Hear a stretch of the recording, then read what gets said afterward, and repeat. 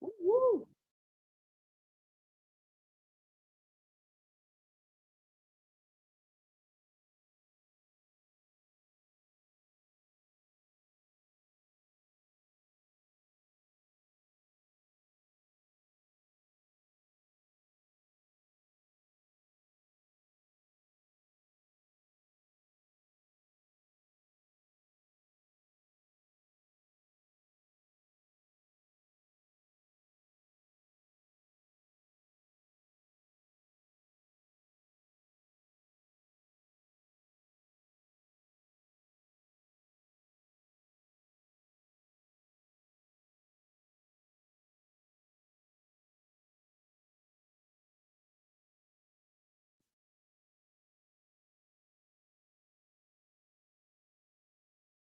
Of course.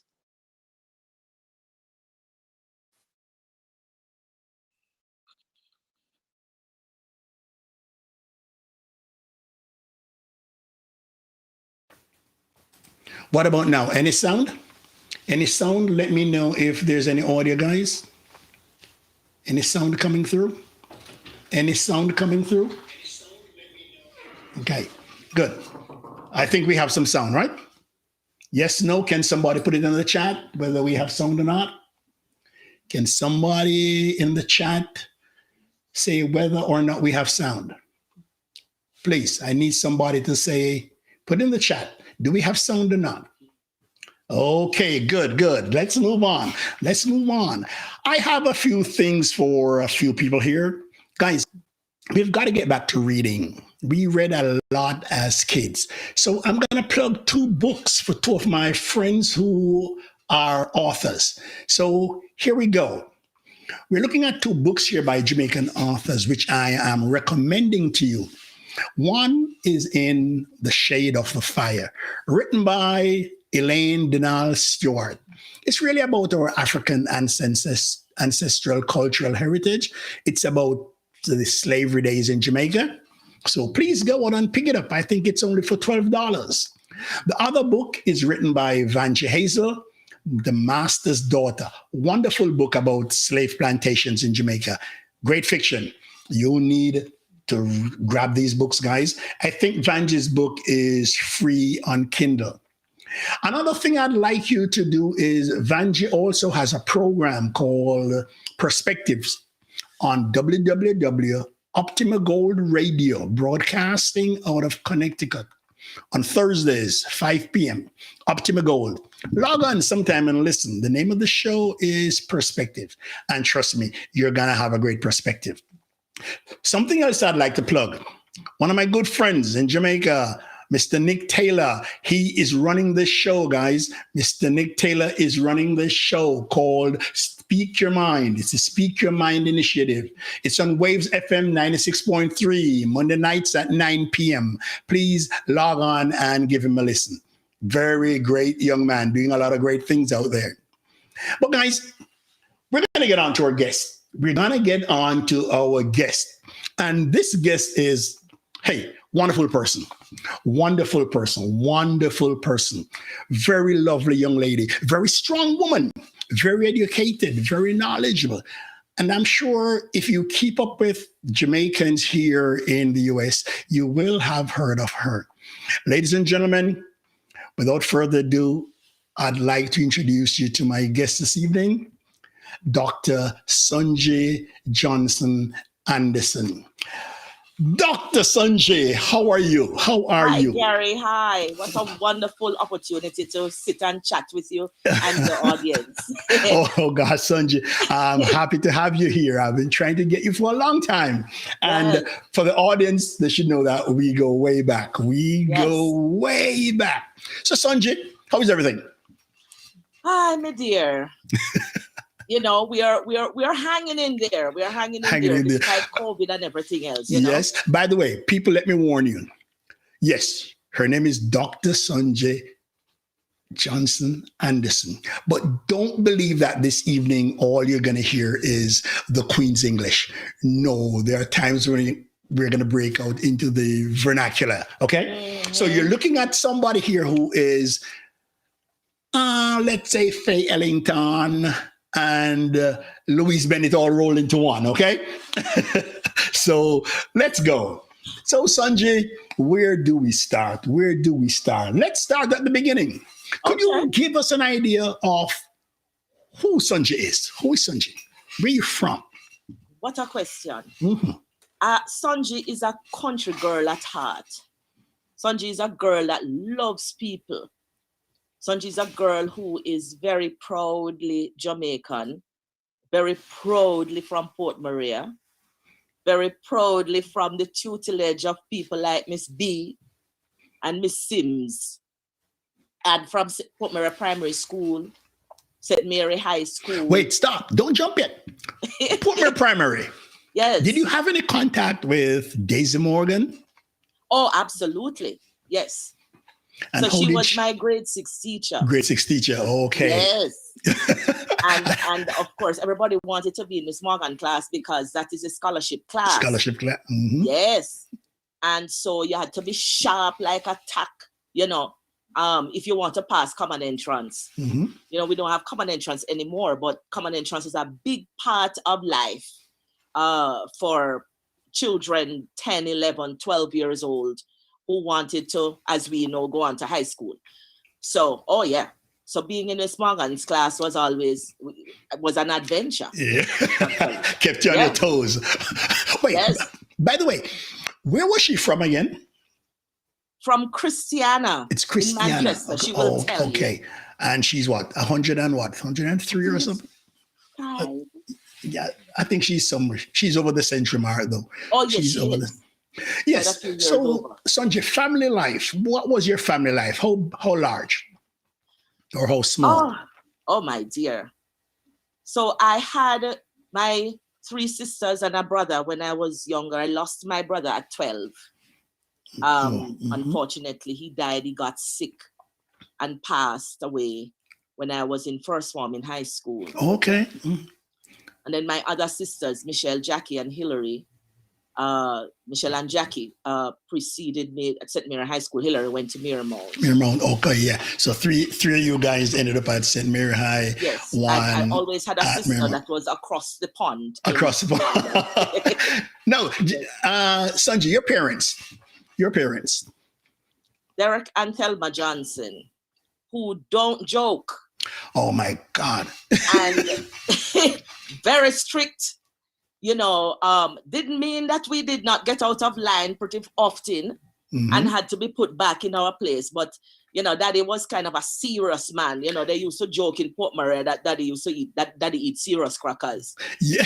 So, Sonji, let me be honest with you. That man scared the bejesus out of me. In the evenings, we're coming from football and we stop at your house. Yes. As soon as that car turns, we are off. Yes. Oh my gosh.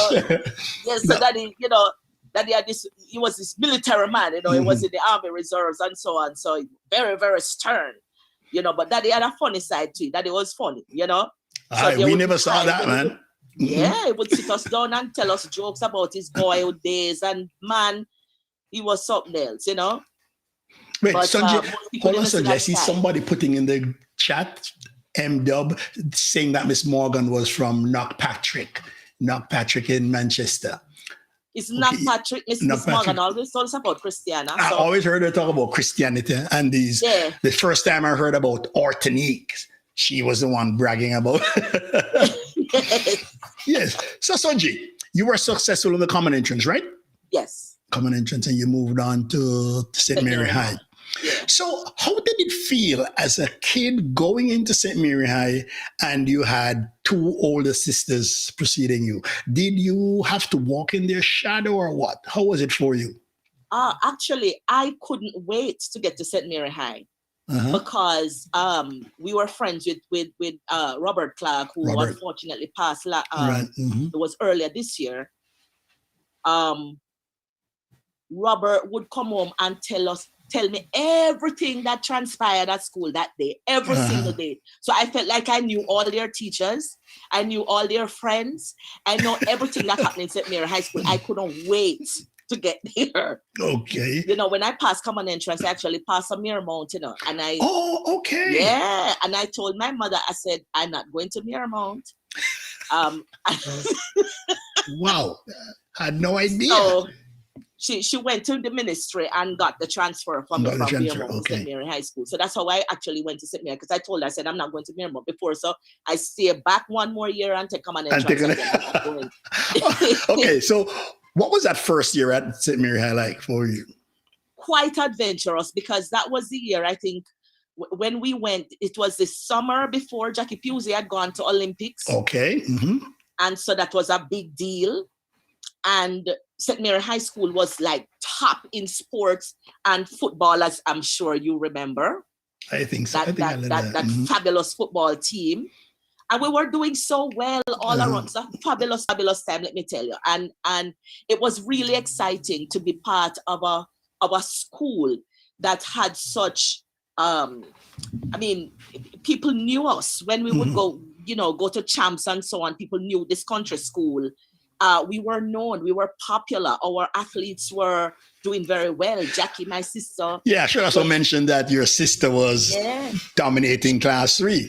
That's right. So Jackie was an athlete, and of course I felt that Miss Big Thing to have track star sister. So I was very enough, I have to say, as a first former.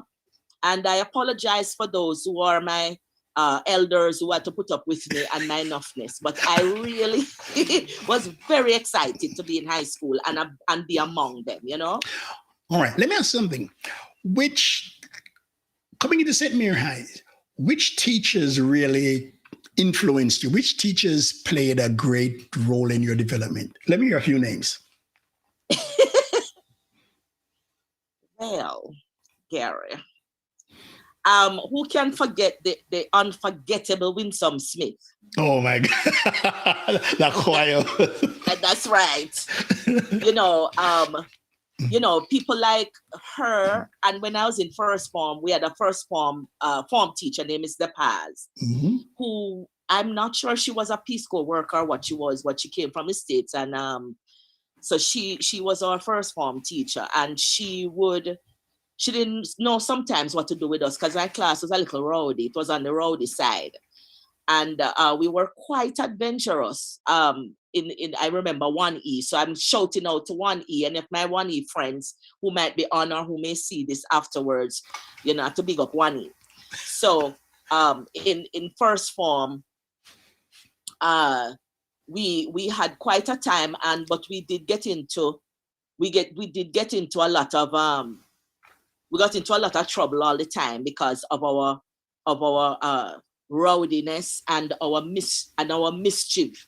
You know, I remember one time, you know, they would take us down to they had this field, I think it was, and they were introducing, I think, like the agriculture or something at Mirzai, and they wanted all of the, you know, each class to get an opportunity to go down by the field to experience it. And when it was our turn, we never come back. we just stayed there all day, go shop, go buy flour, and what we cook. Oh my God. God. The teachers came to class and we were just not there. We just stayed all day. When we come up, school over. You know. And so these were the things that we were, these are the antics, some of the antics that we were up to in first up. I really, really loved being in high school. It was tremendously exciting. And the teachers didn't always know what to do with us, but you know, Mrs. Smith was unforgettable. She was the first form, I think, supervisor or something, grade supervisor. Were you in her choir? No, but I was in the orchestra. Oh, you're in the orchestra. Okay, yes. Good. Any contact with Mr. Cargill? I had contact with Mr. Cargill when I left and went to college, and I don't remember what it was that I came back to and saw Mr. Cargill and told Mr. Cargill that I would be graduating from Teachers College the following year. Okay. And he said, yes, man, I should come back. But I'm thinking, I'm not exactly sure when Mr. Cargill either retired and then subsequently passed. But okay. I did not get that opportunity to come and teach at Mirzai, which I really, really you wanted. really wanted. Yeah. All right, hold on, Sonji. Growing up in Port Maria, in fact, by the way, guys, people logging on like Fitzroy, Diana Phibb, Mr. Hurd, all you guys, happy to have you on. Happy to have you on. We couldn't do this without you. People, we're here talking with Dr. Sonji Johnson Anderson. So, yes, Sonji, growing up in Port Maria, one of the staples of our life was church. Absolutely, yes. Okay. Can you tell us a little bit about that part? Because I used to see you every Sunday in church. Yeah, church was our life. I mean, Right. we lived for things like youth fellowship and so on. And for our entertainment, our social life was centered around church. And so, we grew up Sunday school, youth fellowship, going off to camp. I didn't get to go off to camp until much later. Jackie was very knocked, so she got to go to camp from she was 12. I didn't get to go.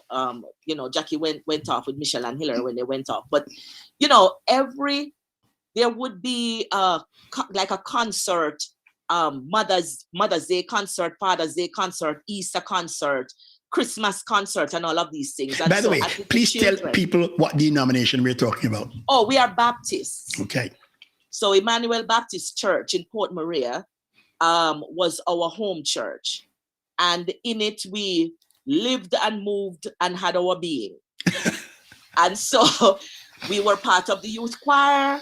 We would participate in these concerts from we were young, little children coming up. I even remember one of my recitation. Oh my gosh. It was a Mother's Day recitation.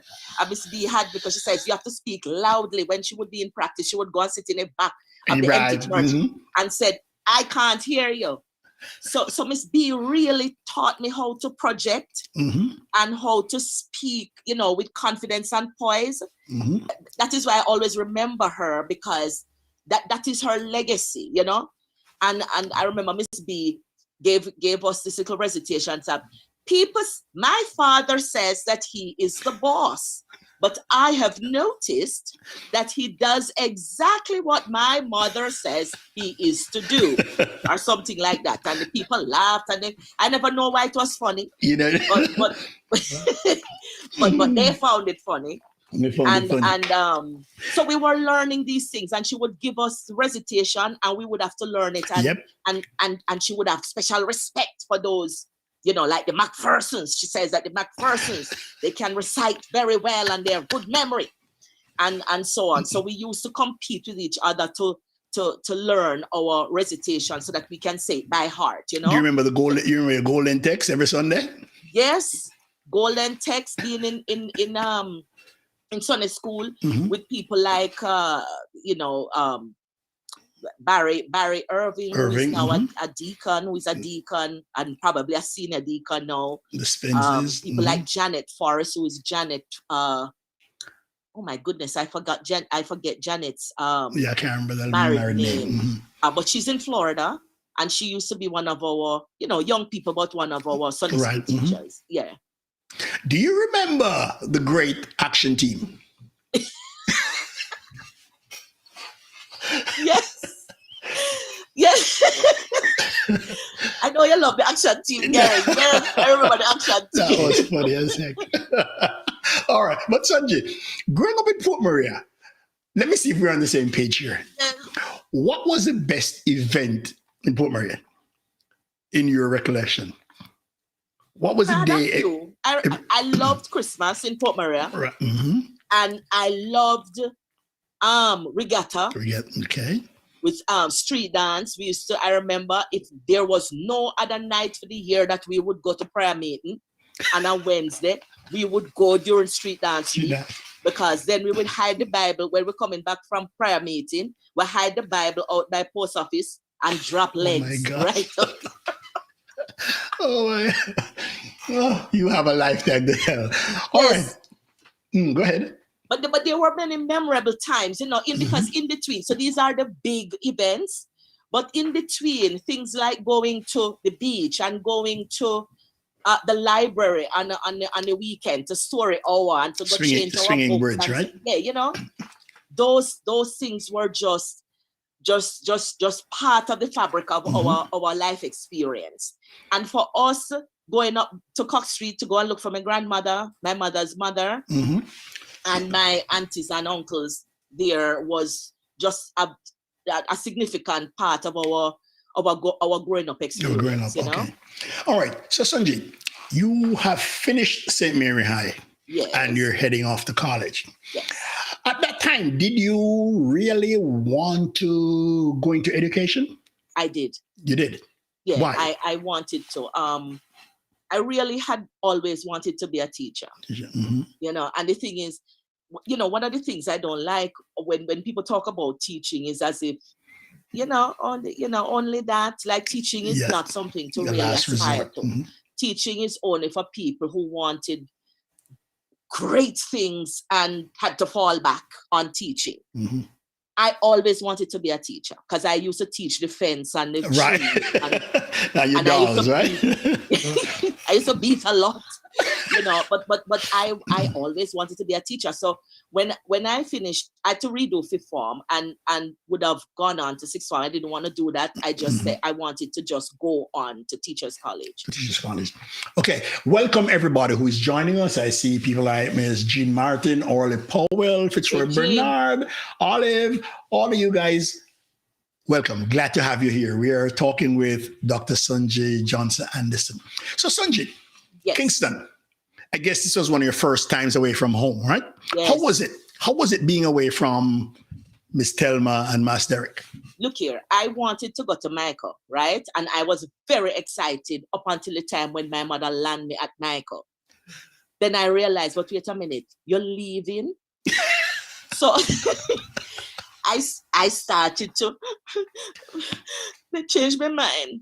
And Mommy was like, oh, really?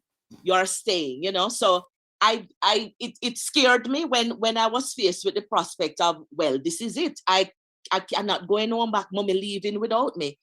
But I was there with Shelley. So Shelley Dwyer and myself went to Michael together. So we had each other. And so once we got over the separation from home, it was quite a time.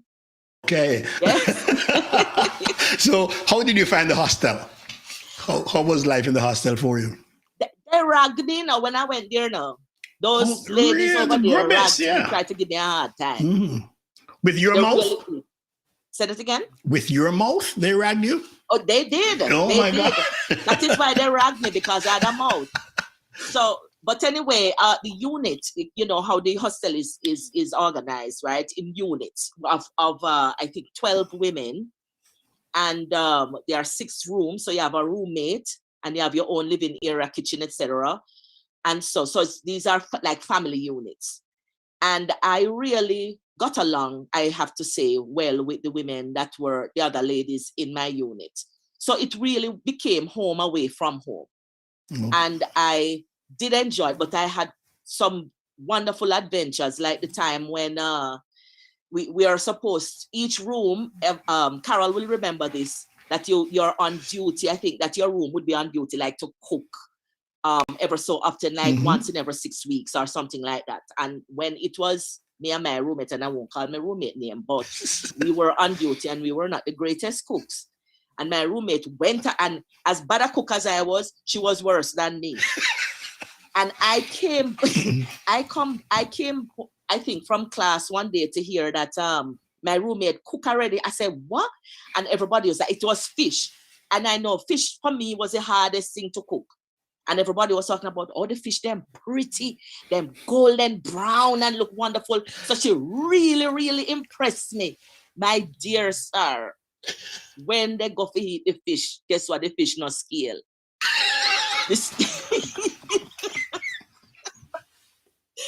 The fish had every scale from the sea still on it. So, oh my God. Of course. By the way, what unit were you in? Unit 12. Unit 12. And what house were you in? AG, Arthur Grant. AG, I hated that house, man. Really? If you weren't in Colorado, if you weren't in Rogers, you were in... Oh, please. AG was the best house. And my Uncle Donovan was the AG house captain. With AG. Oh, and nobody Donovan was here at the time. than him. Yeah. Okay, let me ask something now. So after you've gone through Michael, let's go to that fateful day when teaching practice starts. Where did you do teaching practice? Yes. So I you know, when by the time we went there, you know, you had a second year TP for like maybe 3 weeks, and then third year, when you're in the third year now, you have a longer time, but it still wasn't a year. It was like a good chunk of the semester. I was at Norman Manley Secondary. That's where my teaching practice was. And I think that the woman that was supposed to be my supervisor used to rag me. I really think so. And, you know, she looked at my lesson plans and she would say, oh, lovely lesson plans, but wonderful lesson plans. I don't know how you teach. So she would always be finding fault with how I was teaching and what I was doing. And I got really kind of discouraged, because I always felt, because I wanted always to be a teacher, that it is something that I would be good at. And she gave me a hard time, you know.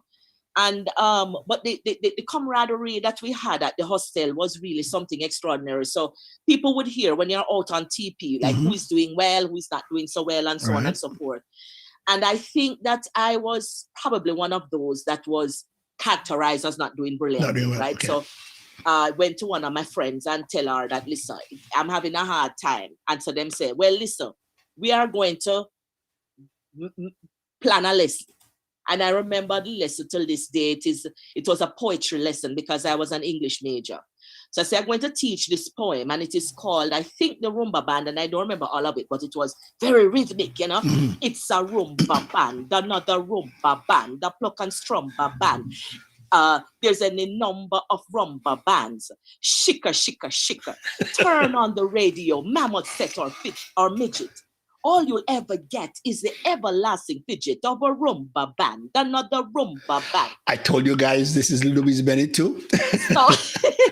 So of course, you know, the woman said, listen, I'm going to give you a last chance. I'm going to come to your class to see how you're teaching. And so me and my friends planned this wonderful lesson around this poem. One of my friends, who was an art major, dropped this one, people dancing on this nice cartridge paper chart that I was going to take bottle and put rock stone in the bottle. And you remember how we used to put wire through buckle stopper? Yes, tambourine. At shaker and whatnot. I said, all of these things I'm going to take. And so I put them in a box and had them someplace in the staff room. And I said, and my friend said to me, listen to me. If that woman walk in, she said, don't put a date on this lesson. But if that woman walk in, no matter what you was teaching, that was the lesson for the day. So that you start teach. So happened that the woman never come. She never came. And because my name got floated as one of those who wasn't doing well on TP, I got externally assessed. So the external assessors came in to see me. And let me tell you, I'm nervous, Gary, I can imagine. You know, people send message from the school, say, Sonji, because I think I was teaching the afternoon shift. And they said, listen, external assessors there from morning. I wait for you with the Lord of mercy. So I got there, and guess what? You know, when I was leaving, I called out to my friend and tell her that, listen, external assessors at the school. She said, remember the lesson plan, no forgot it. And of course, that is the lesson that I taught. They say, Gary, make a tell you know, I teach the lesson, you know.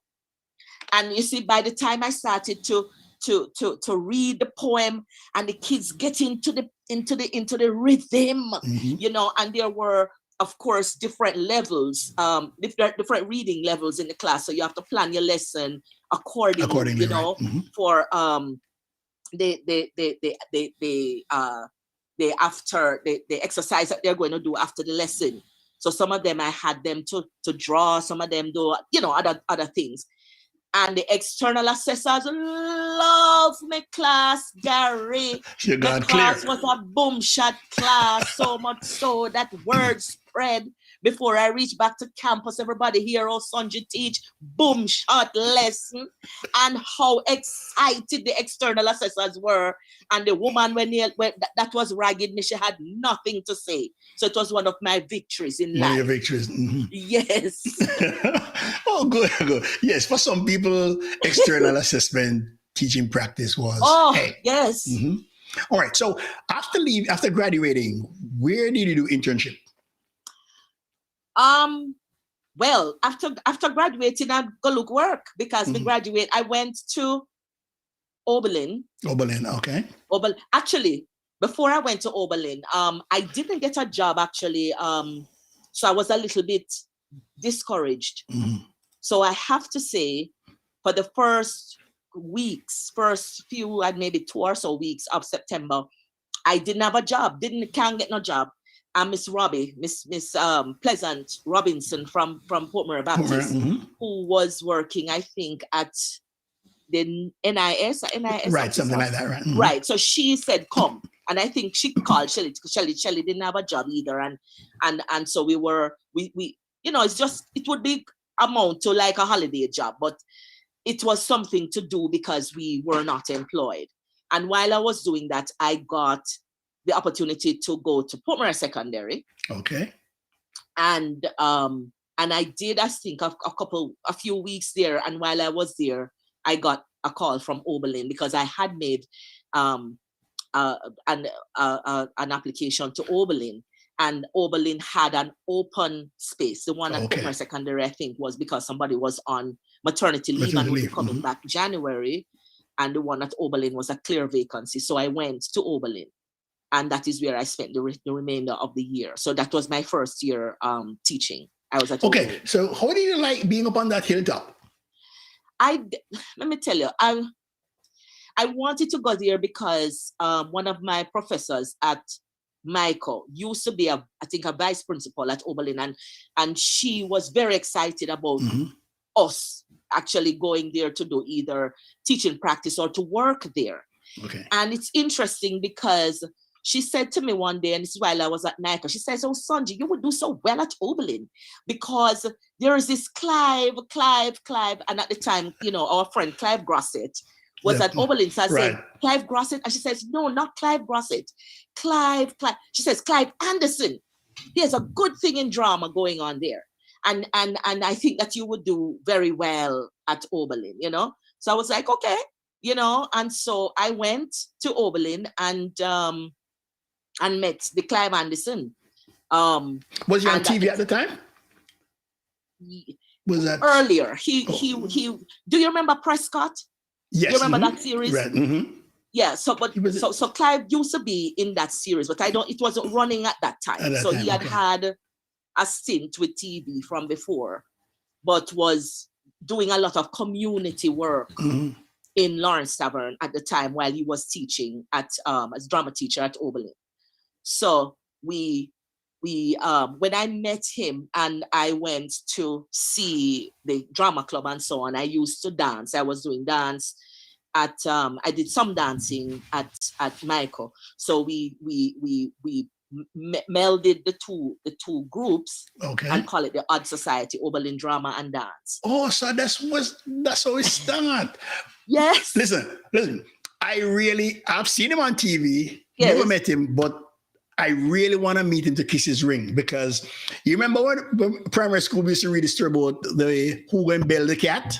Right. Well, listen, man, the man have my respects.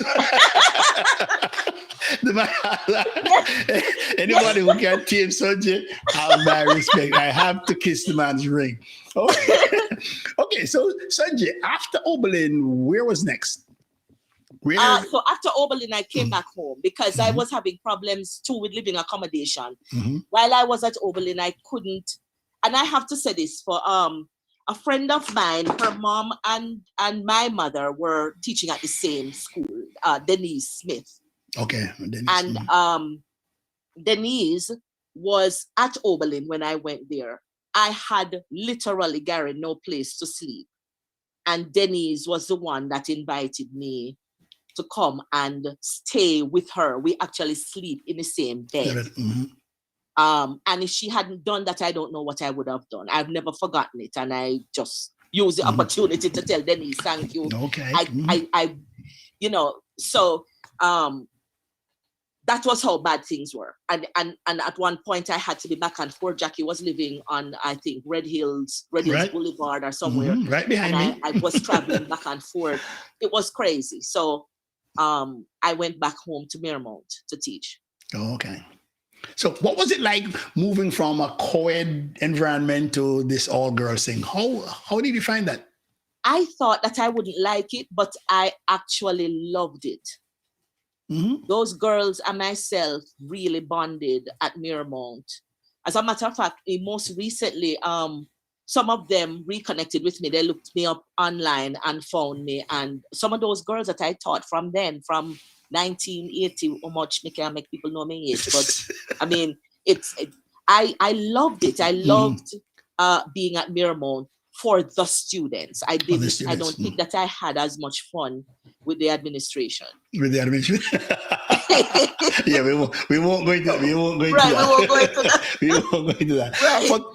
For those just joining us, guys, glad to have you here. We have Dr. Sonji Johnson Anderson, and she's spending the evening with us. So, Sonji, after Mirmont, was that when you migrated? No, after Mirmont, I went to UA. You went to UA? I forgot that. So I was at UA, and it was while I was at UA that I migrated. Oh, okay. So what degree were you pursuing at UA? I was doing a first degree at the time. It was in literature with social sciences. Okay. At UA, and by the time I got to my second year at UA, I had to now shift my living from Jamaica to New York. So I became sort of like a student that was away at school abroad, because every time there was a break in the term, I had to travel to New York because I didn't have a home in Jamaica anymore. Oh, okay. So moving to New York, where did you go? Bronx, Queens, Brooklyn? Into the Bronx. Oh, up in the Bronx. What was it like? Was the culture shock, or you were at home there? All right. So this is the thing, Gary. I have always had this affinity, this love, this curiosity about my culture and about connecting with my people. When I say my people, not necessarily Jamaicans, but people of African heritage. Good. So when I went to New York, I was working first with the Red Cross. They had a homeless shelter over in Brooklyn. And so I would have to travel from the Bronx to Brooklyn. And so we know Brooklynites and Bronxites, how that go. Yep. You know, people in Brooklyn don't want to come to the Bronx and vice versa. But that's what I was doing for that entire summer, working with those families that were in a homeless shelter, working with the recreational department of the Red Cross in Greater New York. And I also was doing some marketing for a small firm owned by this Black woman that was somewhere on, I can't remember, somewhere in Manhattan, but in Midtown. Excuse me. So yeah, it was adventurous because I learned New York the first summer of being there and working there. I learned the train. You know, see me with my train map running after train, you know how that goes, asking people to hold the door while they run up the steps and get in the car and out of breath. Interacting with those big rats, right? That's right. But New York was something else, let me tell you. And so I just, one of the things that struck me about New York, believe it or not, when I came, I kind of felt the difference. I felt I don't know if it will, I felt the racism in the air, if you can believe that, if that is something that I felt it. I just did. I just feel it in the air. But yeah, it's palpable. Yeah, you know. So, but I made friends. I did on the jobs that I had, and I kind of mastered New York. You know, the train system and so on. During that, you know, coming young and sprightly and, you know, adventurous. You want to do these things, and I think I did. So, but New York was not home, and I remember going home going back now to UA for my next year of school, I missed Jamaica a lot. Some know me love my country. I just was not all that enamored with being in America. I the Big wanted Apple. to be home. Yeah. So, at what time did you decide to further your studies? You mean after I went to New York? After you went to New York, yeah. Mm-hmm. It wasn't almost immediately, but it was maybe a couple years after when I graduated UA and was now fully in New York. In New York. Mm-hmm. I actually wanted to pursue some graduate studies in anthropology. That was my interest, and actually did start. I started a master's in anthropology at Hunter College, okay. Yeah. Mm-hmm. Yeah, but I didn't. You see, by then, shortly thereafter, I got married. Clive was still in Jamaica. I was here. That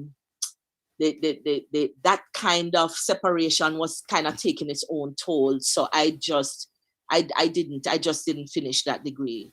Okay. And but you shift. Yeah. Mm-hmm. Okay, Sonji. Yeah. Now, coming to New York and getting involved in teaching, did you still want to teach, or were you just trying to navigate the whole system? No, I wanted to teach. You wanted to teach? I'm a teacher. I wanted to teach, yeah. Okay. And so when I came, so after the adventure of spending the holidays in the States, now having to return now to work, I wanted to be in the school system, but I got this job working with the Catholic Charities, a Catholic organization named Pius XII that is now Good Shepherd Services. And I taught young people who were, trying to get their lives together. Some of them didn't have high school diplomas. They wanted to get high school diplomas. Some of them were seeking job training. But some of them, while doing that, were wards of the state, so to speak. They were part of the prison system. So they would come to classes during the daytime and go back to jail at night. In the evenings, And you see, my passion is to be in the trenches with people who struggle. So the fulfillment that I got from working with these young people, I can't tell you. It was wonderful. And working for Pius XII was probably my best experience ever, working anywhere, whether Jamaica or here. Let me ask you something, Sonji. Yeah. I ran into this as a teacher.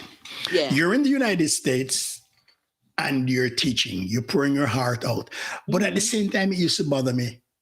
Hey, I'm in a foreign country doing this when I should be back home doing this. Did that ever occur to you? Oh, absolutely. Because when I was teaching in Jamaica, I had a fabulous time. Always had a wonderful relationship with my students. Always did. I miss them. I miss the innovation of our kids. And there's a difference with our kids and kids in New York, for one, well, I kind of trained the ones in New York, but the ones that I had, but they chat enough. I mean, they would let you down in a second. Whereas the kids in Jamaica, that they hold it down. I remember teaching at Miramount, for instance. And you know how it is when you have to take bus to come to work, and it is Miramount, so you can get a bus to Highgate, but you don't get a bus necessarily that takes you all the way. So sometimes you come to Highgate and you have to be waiting around to get another bus to take you from Highgate up to Miramount, right? And so sometimes I'd be running late when I come to school, and I'm sneaking in, because I don't want sister say anything. And the kids that I had in my class, they would be quiet, and they were not angels by any stretch. But you know what?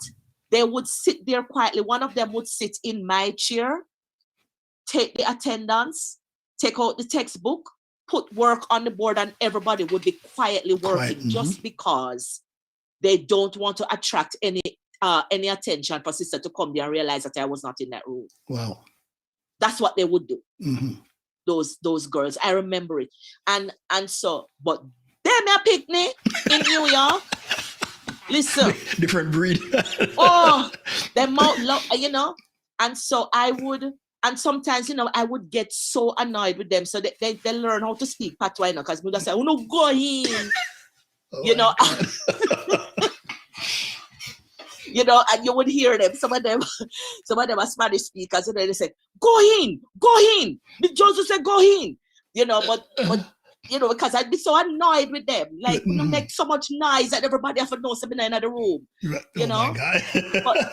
but eventually, I mean, I had really some great relationships with those kids. And I grew to love them tremendously, you know. What subject were you basically teaching? English. You were teaching a teacher of English? Yeah. Okay. No, Sonji, you have taught some of the most, how should I say, you have taught in some of the most depressed areas. Yes. And at the same time, you have been in some of the upper class areas. Yes. Now, looking at these kids,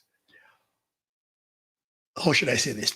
Listen, all kids, all humans are born with the same amount of brain cells. Yes. Right? Now, what is it that separates the progress made by a white kid from Westchester or wherever versus the progress made by a black kid from the Bronx or Brooklyn? What do you think separates them? Well, my dear, that is getting into the political politics. But for one thing, looking at the curriculum and how these kids are tested, the way the system is configured and the way the curriculum is configured, it favors white middle class children. And so the children that are in areas like the Bronx, where I was, for instance, who don't have some of the experiences that these children have, do not know how to relate to some of these experiences that they have. For instance, when you look at the test, for instance, the Regents exam, and they would have these passages about, you know, horses in the barn and the what. I mean, these are things that our kids they can't relate to. They have never had these experiences. They don't know what it look like, what it smell like, and these are experiences that you're talking about. These children in Westchester, that's part of their life experience. You know, so they are better able to relate, you know, and to conceptualize and to understand. So they do better. They do better because of the way how the system is configured. Okay. You know, our children, our kids, they learn. You know, see, cooperative learning works very well with them. Having them, and I'm not the kind of teacher that have the straight rows with picnic looking them one another neck back, and no talking, and it is silent. These children need to converse with each other. Collaborate with each other. You know what I'm saying? Discover things, ask questions, and so on. My classroom was like that. And I would say to any teacher that is teaching, and if your class is so quiet and nobody saying nothing in the class, it is, you know, I'm very suspect about a classroom environment that's like that, because a classroom ought to be a marketplace. And I am not sure that our school system favors that kind of learning approach. And that is a learning approach that works with our kids. Yeah, you know, and so what they teach, it's kind of incongruous to the experiences and the way of being, as they call it, of our children. And so they are at a disadvantage. Yeah. Other disadvantages, Sonji. For example, home life. Talk about that for me. What's a big difference here between a black kid and white middle class? Well, in a lot of instances, a white middle class kid would tend to come from a home where there are more resources, where there may be both parents present, and where parents can, because they are in a job that would allow them to come into school to have conversations with teacher if something should come up. They are active members of the parent-teacher organization. They are involved with fundraisers and whatnot have you. And so they are there, and their presence, they are judged based on their presence of being in school and involved with the kids' life.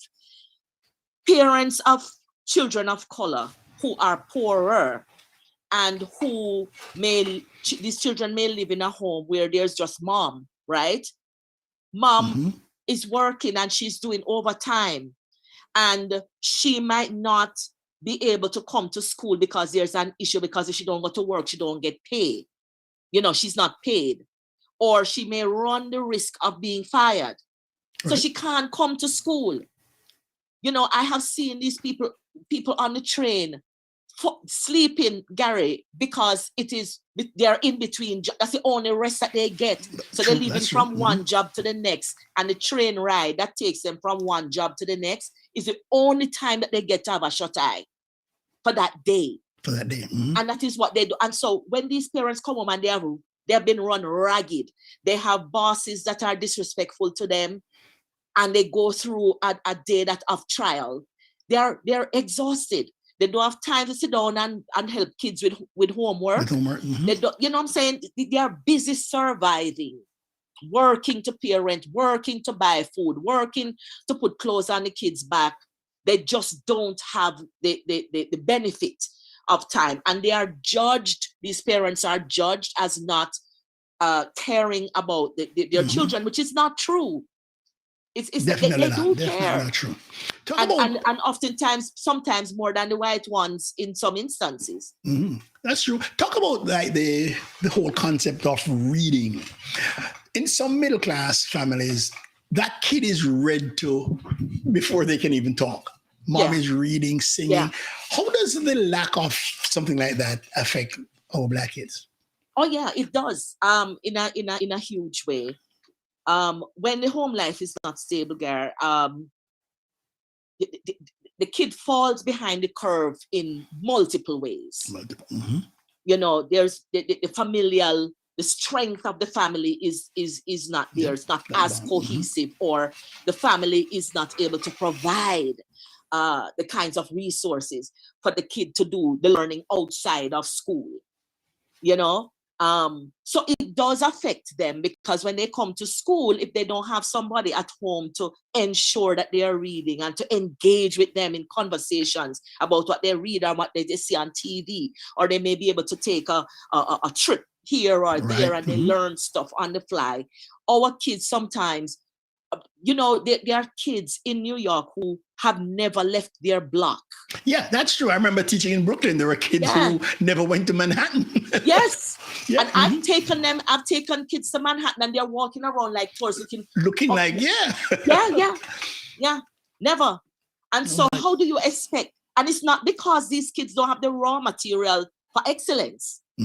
But they just don't have the opportunity or the resources. Yeah, just diamonds on the rough. Yes. Need to be polished. Yes. Now, Sonji, you're doing a lot of this thing and a lot of social work. I know you have come across instances of discrimination as a parent, as a teacher, worker, whatever. Now, let's say there's a parent. What advice would you give to a parent whose child is not getting the services that he or she needs? What advice would you give to them? How can they advocate for their kid? Going to the school and give them help. And you see, there's no way around it. So if the child is being discriminated against in school, the child needs somebody to advocate. And a good thing to do is to make friends with your children's teachers, because your child's teachers can be a good advocate depending on who the teacher is, right? So sometimes it is the teacher that is the problem, but there is There's if you just leave it like that and you know you don't do anything as a parent, a teacher like myself who used to be very fast can do so much. But no more, because I've advocated for these kids. I mean, I know when the school is falling down and neglecting to provide services, for instance, for a kid that needs extra support and not doing it. And I would take the administration to task on behalf of such a child, or spend extra time. You know, teachers in New York City, they can work per session and so on after school, whatnot. You encourage a child to come to after school and try to work with the child to the extent that you can. But if you, but I mean, outside of those things, you the parent at some point will have to show up and and get involved. Yes. Oh my gosh, Sonji, it's been good. Time is going. We're having fun. So all those people just coming in, welcome. Daddy Cool, I saw you were making some comments. I like the comments that are being made, guys. I like the comments that are being made. Keep them coming. Keep them coming. For those just joining us, we have like Charmaine Speedy. We have here with us Dr. Sonji Johnson Anderson. Yes, back to this thing about parents and students. Yeah. I noticed, and it drove me crazy for the first couple of months. I'm teaching in East New York, poorer area, Brownsville. But the kids of color, they were dressing in such a way that, hey, you couldn't believe these kids were poor. The latest sneakers, the latest jackets. But that kid doesn't have a pen, pencil, or a book. Why is this so, Sonja? Why is it that these people from this low socioeconomic strata tend to want to dress that at that high level? Can you explain that to us? Well, you know, one of the things is that class discrimination and racial, ethnic discrimination dehumanizes people. It diminishes them. It renders them invisible in a number of cases. And so in order for people who identify in these you know, whether racial or ethnic or you know, a class, who are not, you know, in a position of influence, they compensate. It's a kind of, it's a way to compensate, you know, for their diminished humanity by wearing these outward trappings of what they feel like would get them noticed, or to say that, you know, I'm a person of worth because I can afford to wear a $200 sneaker, or I can buy a $500 leather jacket, or whatever the mark of consumerism is. That they wear. And you know, it is unfortunate that our young people, you know, it's kind of it, and it happens at a subconscious level. You know, it is hip to wear this kind of sneakers and whatnot. So of course, within their own you know, peer group, you know, they admire each other, like who can afford to wear this and who has what, and so on and so forth. And so they try by every means to get these things, even though we know that these things are well outside of what they can afford, you know.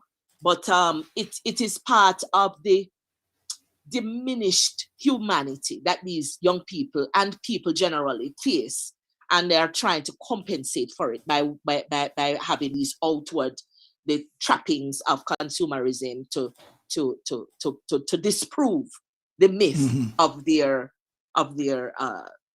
nothingness, and we know that they are not nothing. Not nothing. But you know, but they are treated as such, unfortunately. All right. Sonji, let me ask you. When I taught in East New York, I used to notice before school starts, that car park is basically empty. Yeah. Then like a gate opens and all these cars coming from Long Island, all these white teachers. And that like near 3:00 when the bell rings for school to be done, the car park empties and everybody Everybody drives them. out to the suburbs. That's right. How important do you think it is for our kids of color to see teachers, to see examples of people of color? Yes. How important do you think that is? Oh, it is absolutely important. Why? Absolutely. And that's a huge point that you raise, Gary, because no matter how poor the school district is and the neighborhood where the school is, right? So when you walk in there, see nobody white living there. And not only is it that nobody white live there, it's poor people live there. Mm-hmm. And when you walk into the school, principal white, assistant principal white, guidance counselor white, teacher white, even the head of janitorial services is Mm-hmm. white. You know, so this is the inequity. What it is showing you is inequity in the system, the imbalance Mm-hmm. in the system. And so these people cannot relate to our children because they don't come from their neighborhoods. They do not know what these kids have to go through, what they don't know what they experience. And it's a totally different culture. Mm-hmm. They live in a totally different part of the city from these children, and they do not identify with them at all. And there is that difference, a broad divide. Actually, the statistics say, I think about 90 or so percent Mm-hmm. of the teaching force in the United States is white middle-class women. Okay. Mm-hmm. You know, our kids, we don't relate to them. They're not people to us. It's kind of that de facto segregation that happens where you have these neighborhoods that are exclusively white and middle class, Mm-hmm. and these other inner city neighborhoods that are depressed, under-resourced, etc. And they come in, they do a job, and they leave. And they leave. And then you will find it's like that, the cops. The cops yes, come like exactly, it's like it's an occupying army. They come in and yes, they yes. Mm-hmm. And they see the kids in the same way. So they are not humanized. There's not empathy. There's not understanding. And it is not to say that there aren't individuals among these teachers Right. Mm-hmm. who do try, because there are those. But it is not generally the case. It's not generally. Mm-hmm. You know, Okay. no.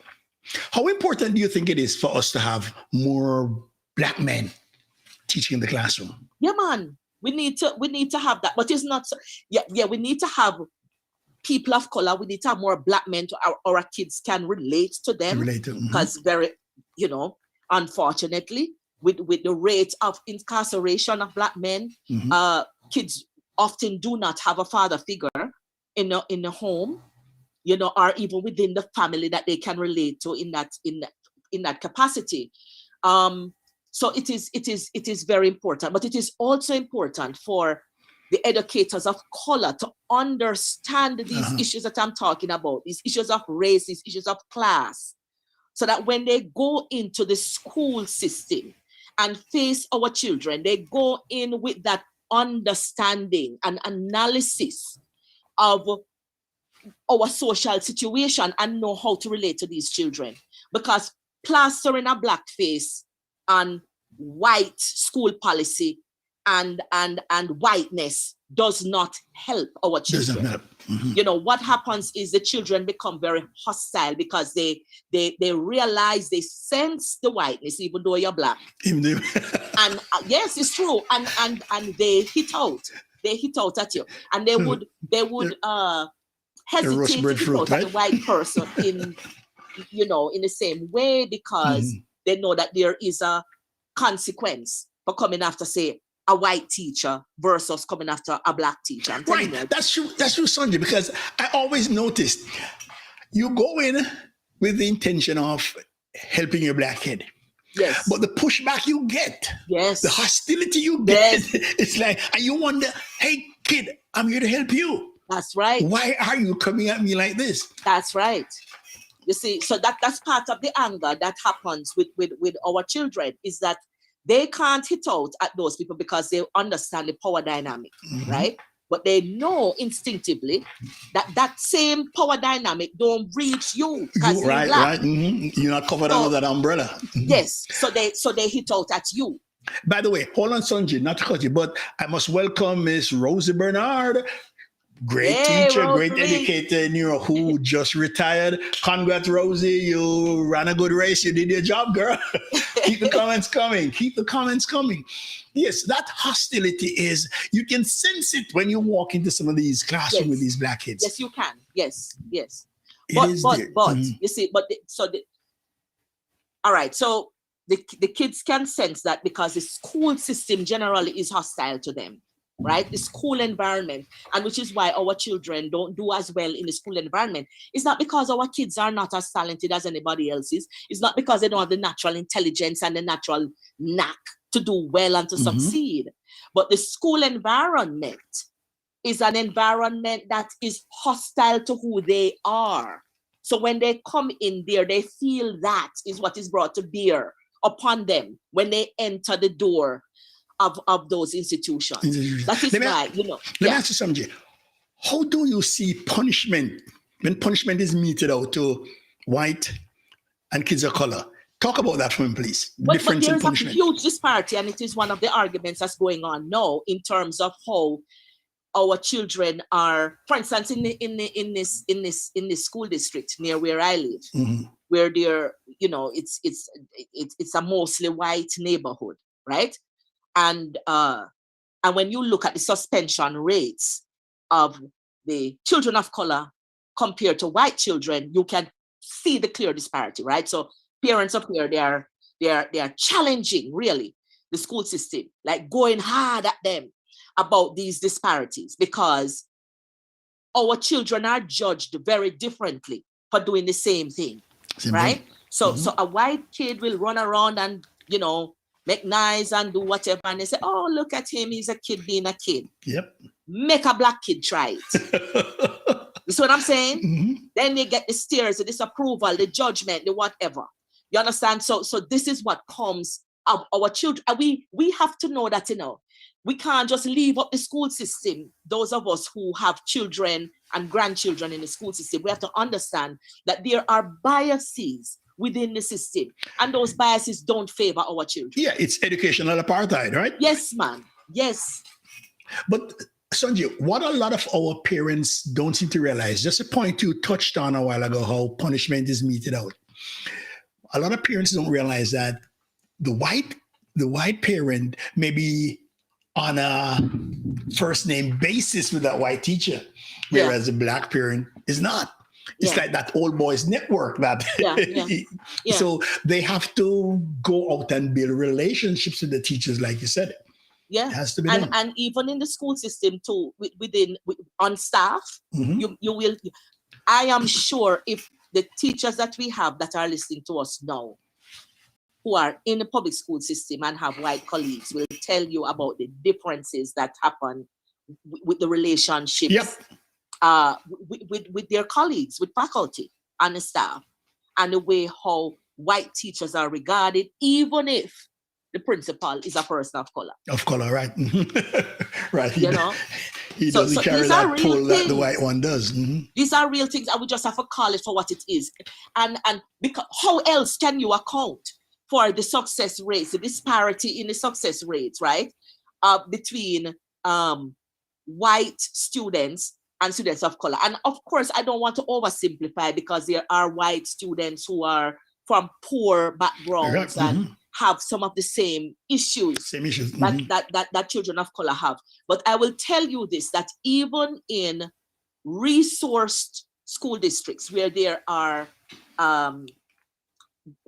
kids of color that belong to these school districts, the disparity is still there. It's still there. For instance, Massachusetts counts as one of the top states, if not the top state, in terms of student scholarship accomplishments, right? In the public school system. And so if you're like, wow, let us all go to Massachusetts. But the dirty secret that they hide, the underbelly of that fact, is that Massachusetts is also, in terms of the disparity between white students and students of color, Massachusetts is like, must say 46 out of 50. So the disparity is still there.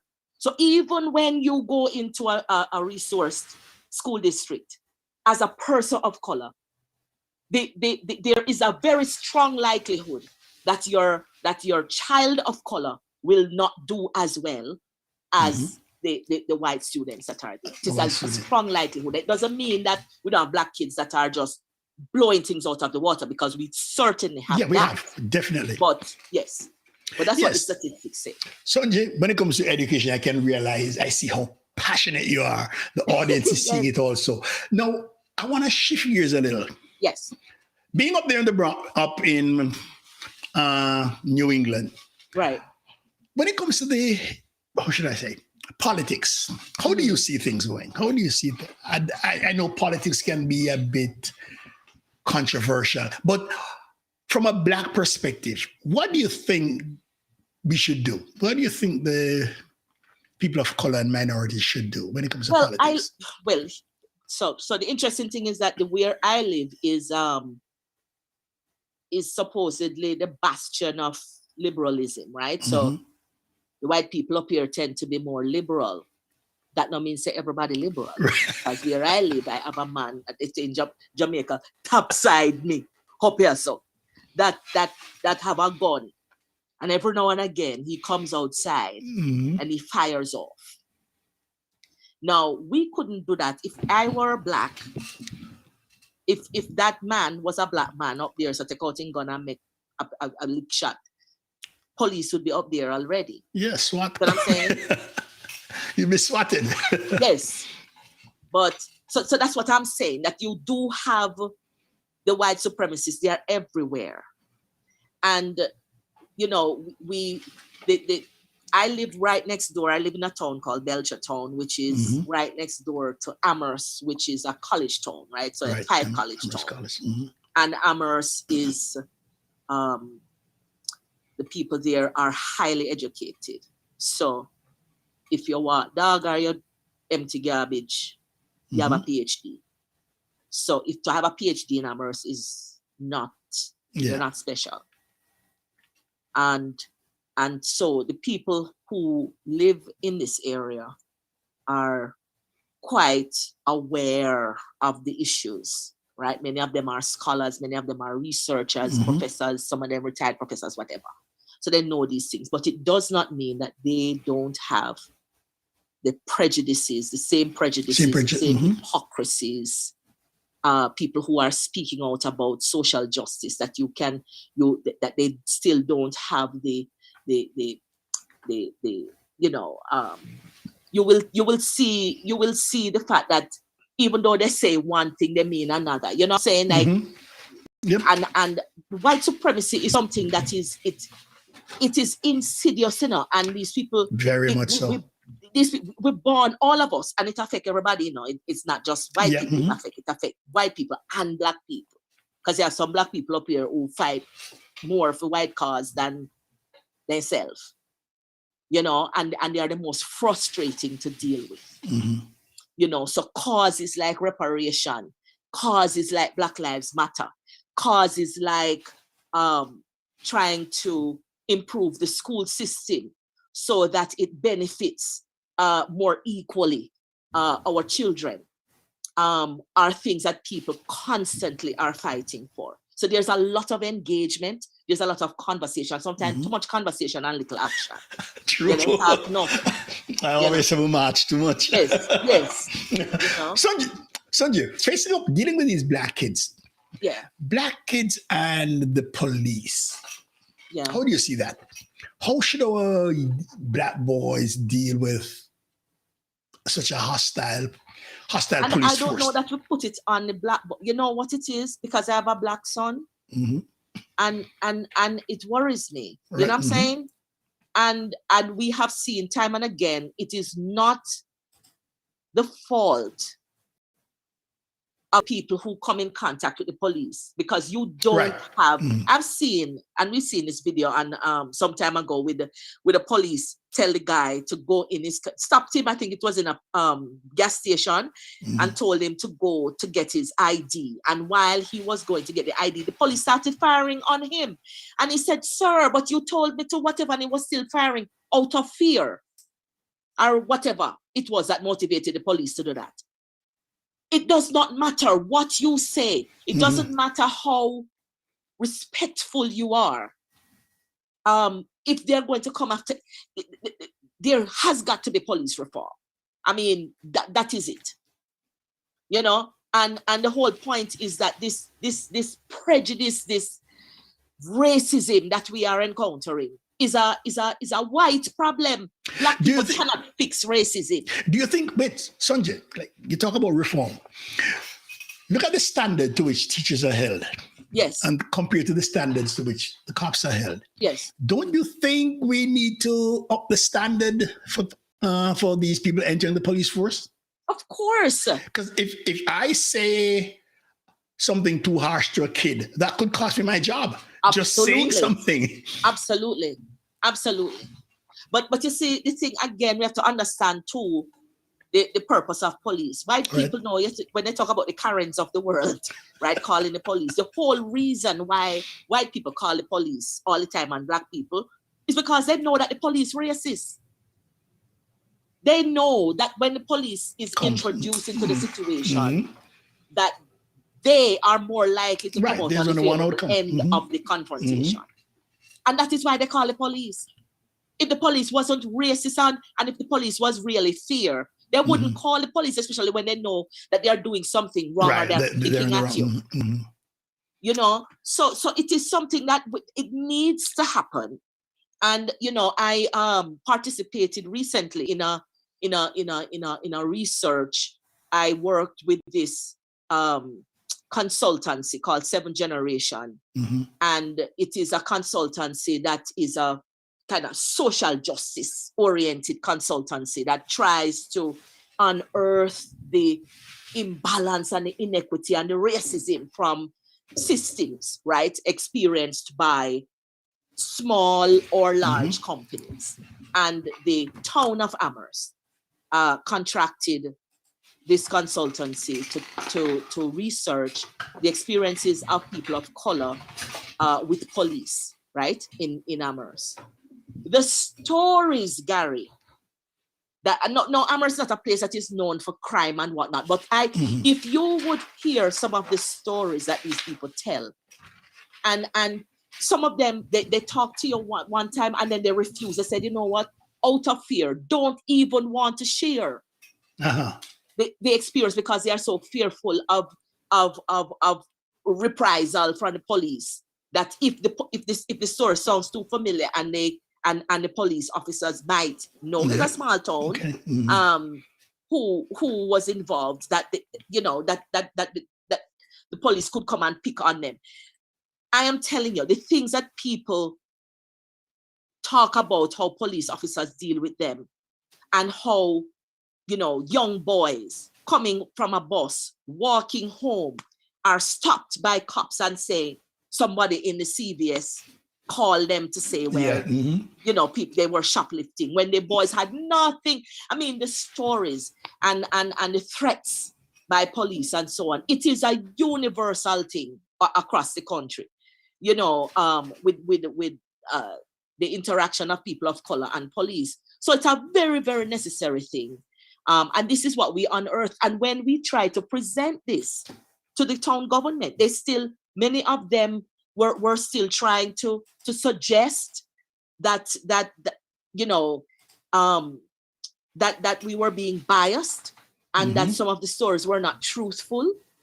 You know, they don't want to believe that these and we know that these things are true, and we have seen again and again video proof of police interaction with people of color, in particular black men, and yet people in positions of power don't want to do anything about it. It's as if they ask us, are you gonna believe your lying eyes? Yes, that's correct. That's correct. When we're looking at these things on videotape and they're telling us, no, that's not what you're seeing.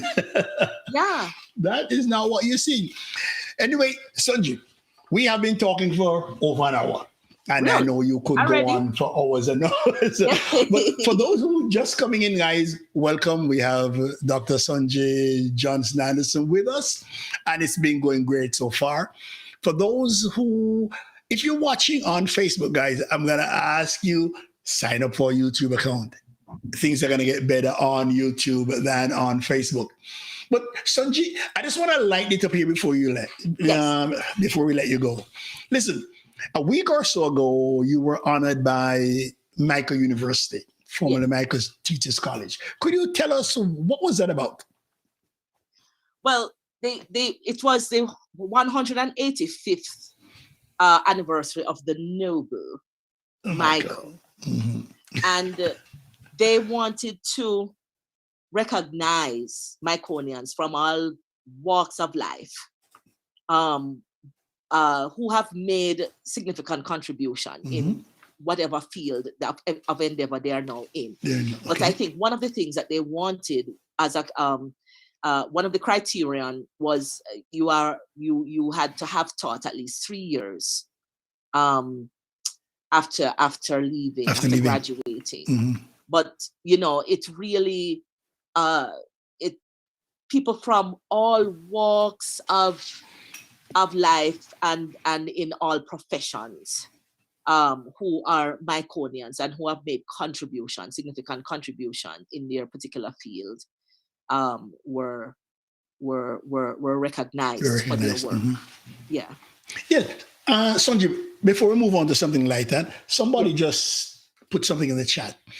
What the heck can we do? I know you talk about the difficulties some parents face. What can we do to get more parents to come out to PTA meetings? I know they have pressures of jobs and all that, but I think that one of the things that we in our communities, I think that we have to get to know each other and sit down and advocate for each other.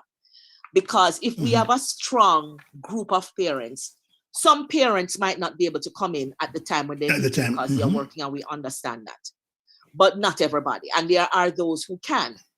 And if we are all together, we form a group, and I have seen this happen. And this is why I'm suggesting it, because there was a time in, I think, District 9, where a group of parents were not at all satisfied with the performance of the school. Many of them were not speakers of English. Many speak Spanish and other languages. And these parents crossed that language divide and came together and really put pressure on that principal. I think the principal ended up leaving the school because the parents were dissatisfied with the results that they were getting from, and they said not rich parents, right? So these are parents from Mott Haven and wherever in the Bronx. These are not wealthy areas, but parents can. You see, we have more power than we think. We realize. I talk about the fact that the system doesn't favor us, and those things are true. But there are things that we can do, and one of the things that we can do is to form informal groups of to talk about the things that happen in school about which we are dissatisfied, and as a group, we can challenge the school system to do better by our children. And if I can't be there, maybe my neighbor who knows my child or knows of the issues my child is having can. When I used to have to go in to advocate for my son at elementary school in the Bronx, me carry the whole of my friend them. You want to see them running around trying to find chairs because they don't have enough. They don't have enough room in the office. They full the office. Right. 15 numbers, right? So they know, and when they see that, when they know that our children roll 10 and 20 deep, they will think twice. They will think twice about victimizing our children. All right, Sonji, it's been great, but let's lighten it up a bit, okay? Yes. We're gonna have to save something for another evening. Sir. Sonji, let's get in a relaxing mood. Okay. Who's your favorite movie star? Lord. Don't tell me Clive. When you want to relax, you're going to watch a movie. Who would you rather see? Wow. All right. I can the movie star Idris Elba. Oh, you like Mr. Elba. Okay. When it comes to musician, what musician do you like? Bob Marley. Oh, you like Bob. Okay. Yeah. What was the last novel you read, Sonji? Lord Jesus. Why? Okay. All right. Well, I'm just talking about reading because I teach. So yeah. So I have to teach these novels. But I will tell you about a novel that was written by a friend of mine named Sylvia Gilfillion. And the name of that novel is The Road to Timnath. Now, I see that you were, promoting some books by Jamaicans earlier.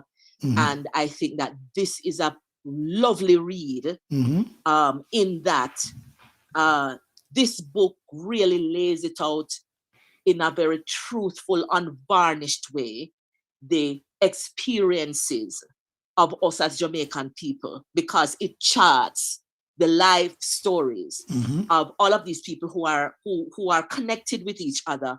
But in the charting of the life stories, it exposes so much of what is Jamaica, and some of it is written in the Jamaican Creole. Okay. And interestingly, this is a text that I teach to almost all white college class, right? So how do they receive that? They receive it, man. And in the beginning, because the book starts out speaking in the Creole, so I read it and I try to Englishify the Creole as much as possible that they can understand it. But I have to teach them how to do the pronunciation, because again, the book uses the international phonemic alphabet, and so that you can stay true to the pronunciation of just how we talk. And so I cannot teach them how to do that, so that later on in the text, when they have to encounter the Creole again, they know how to do it. But I'm sure most of them interested in learning the bad words, right? Any bad words in it? Just one time. And it was well placed. Yeah. So what was the name of that book again? The Road to Timnath. The Road to Timnath. And that's by? Sylvia Gilfillion. And just as we talk about the books, let me make a shameless plug for these books again. Yes. In the Shade of the Fire, written by my aunt, Elaine Dinell Stewart, and another one written by my very good friend, the master's daughter, Vangela Hazel. So, Sonji. Yes. On a relaxing note again. Yes. Favorite movie? Yeah, favorite movie? Yeah. Not Lime Tree Lane. Gary, I don't know if I have no favorite movie. Come on, Sonji. I know you're intense about education, but you got to get out. You got to get out. No, I do. And I like movies that are fun and stuff. But I don't know. You don't know. All right. Here's a big one. You have a dining table, right? Yes. Rectangular. Yes. You're going to sit on one of the long sides. Right. Now, if you could have any three guests from any period in history for dinner, who are the three people who you'd have dinner with? Which three people you'd invite from any period in history? Living or dead? I would want Queen Nanny. I would want, I don't know, some ancestor of mine, like my granny. And I would want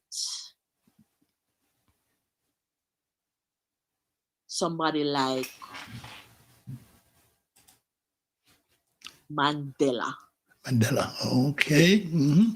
And guys, people in the audience, I'd like you to think of this. I'd love you to think of this question. Which three people would you invite? For me, it would be... Question.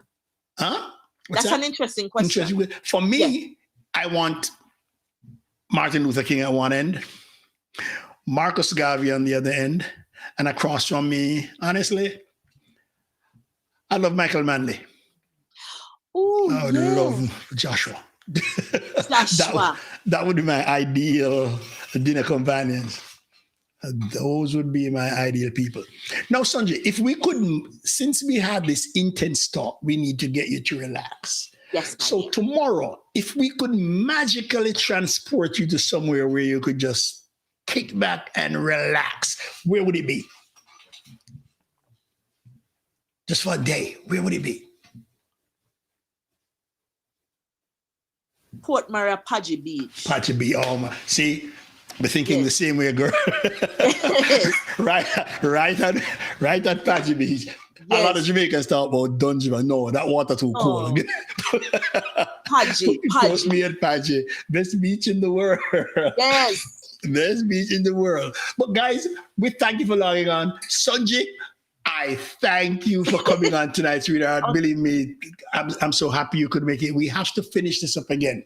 And I don't think I can do this by myself. I may have to get a couple co-hosts or something like that, because you're such a wealth of information and knowledge. Wow, Such thank a you. wealth. We are, listen, Port Maria is proud of you. Thank you. Mary's Eye, very proud of you. Michael Do With Thy Might is proud of you. And the Thank whole you. country is proud of you, Sonji. You have gone out and you have done well. Thank you And so much. once again, from the bottom of my heart, thank you very much for coming on, Sonji. I appreciate it. And trust me, we follow you every step of the way. We want to know what Sonji is doing, but this isn't going to be the end. So, ladies and gentlemen, big round of applause for Sonji. Sonji, thank you. Thank you too. Thank you very much. You have made our evening. I had And we fun. realize you are such a passionate person when it comes to education. Very much Every so, sir. kid should have somebody like you in their corner advocating for them. Every kid should have somebody like you. You and Marcia are like piece from the same pod. Next time I'm gonna get around and have both of you, Yes, go big up through Marcia. this- You have to big up Miramount or That's I'm gonna right. be in the doghouse. So Yes. Sonji, say hello to Clive and Joshua for me. I will. And thank you very much. Ladies and Thank gentlemen, you. that's it for tonight. That's it for tonight as we say goodbye to our guests. Next week, we may go into this cult thing, okay? And talk about that. Sonji, peace out. Peace God out. bless.